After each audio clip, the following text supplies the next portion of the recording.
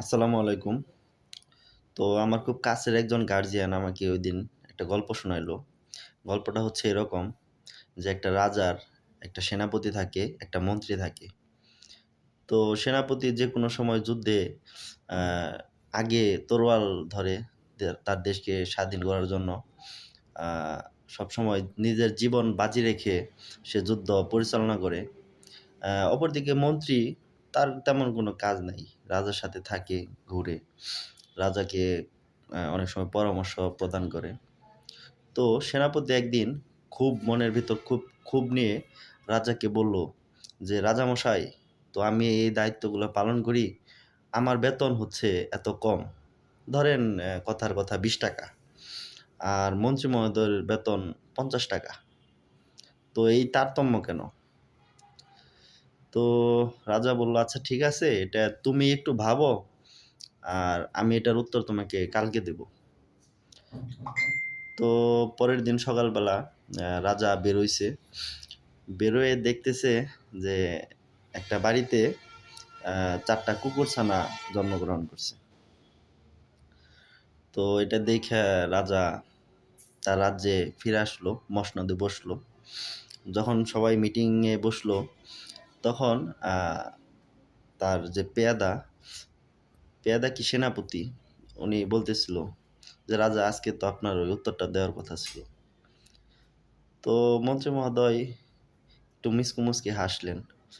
পরে রাজা মন্ত্রীকে এবং সেনাপতিকে ২ জনকে ২ রুমে আলাদাভাবে পাঠিয়ে দিলেন এবং ১ম সেনাপতিকে ডেকে পাঠালেন। তো বললেন, "আমি অমুক জায়গায় খবর পেয়েছি যে অমুক বাড়িতে কুকুরছানা জন্মগ্রহণ করছে। যাও তো দেখে আসো।" তো সেনাপতি গেলেন, দেখলেন হ্যাঁ, কুকুরছানা জন্মগ্রহণ করছে। চলে আসলেন। তো রাজা বলতেছেন, "হ্যাঁ, দেখছ?" "হ্যাঁ, রাজামশাই দেখছি।" "তো কি দেখলা?" "জি, কুকুরছানা জন্মগ্রহণ করছে।" কয়, "কয়টা কুকুরছানা জন্মগ্রহণ করছে?" কয়, "রাজামশাই আবু একটু যায়ে দেখতে হবে।" তো আবর গেল, যেয়ে দেখে আসলো যে রাজামশাই ৪ টা কুকুরছানা জন্মগ্রহণ করছে। তো বলল, "কোনটার রং কি?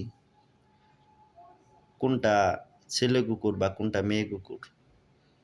বলল, "রাজামশাই আবার একটু যেয়ে দেখে আসতে হবে।" "ঠিক আছে, যাও।"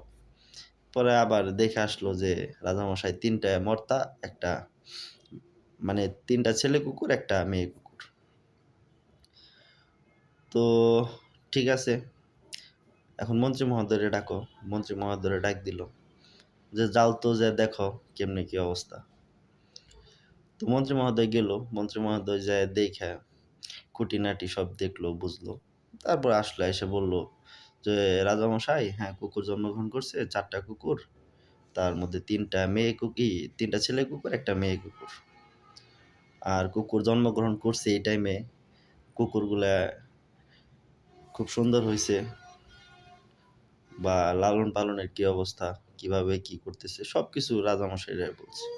তো রাজামশাই বলল যে, "এজন্য আমি আমার মন্ত্রীরে বেতনটা বেশি দেই। কারণ সে যে কাজটা করে একবারে করে নিখুঁতভাবে করার চেষ্টা করে। আর তোমার কাজই একটা, যুদ্ধ পরিচালনা করবা। এটার মধ্যে তুমি এটাই মনোনিবেশ করো।" ঠিক আছে, সে বুঝল। তো তো এখান থেকে আমাদের ১ম লিসনটা হচ্ছে যেকোনো কাজ আ সুন্দরভাবে সম্পাদন করার জন্য ৳২ বেশি দিয়ে হলেও মানে দক্ষ জনবল নিয়োগ দিতে হবে। এটা আমার ওই গার্ডিয়ান আমাকে বলছিল। তখন আমি একটা জিনিস চিন্তা করলাম যে জনবল যে নিয়োগ দেবে, যে হচ্ছে কর্তা, সে যদি একটু চিন্তা করে উল্টাভাবে আ সে ৳২ কমেই নিয়োগ দেক, কিন্তু দক্ষ জনবল গড়ে তুলুক। যেমন ওই সেনাপতি এক কাজ ৩ বার করেছে, তার জন্য এক্সট্রা খরচ দিতে হইছে বা এক্সট্রা ভাবে শ্রম দিতে হইছে। কিন্তু পরবর্তীতে কিন্তু সেনাপতি ওই ভুল আর করবে না। এজন্য আমার একটা মত যে আমরা সবসময় চাকরির ক্ষেত্রে আ দক্ষ তো নিয়োগ দেব অবশ্যই। কিন্তু চেষ্টা করব ২-১ জন করে ফ্রেশার্সও নিয়োগ দেওয়ার জন্য। যাতে তারা কিছু শিখতে পারে। তো বন্ধুরা, এটাই ছিল আজকের গল্প। আমি আপনাদের কাছে এরকম ২-১ টা গল্প নিয়ে আসবো মাঝে, মাঝে। সবাই আমার জন্য দোয়া করবেন। আমার চ্যানেলকে সাবস্ক্রাইব করবেন, লাইক করবেন, শেয়ার করবেন। ধন্যবাদ। পাশে ছিলাম, পাশে আছি। আমি মোহাম্মদ আশরাফুল আলম।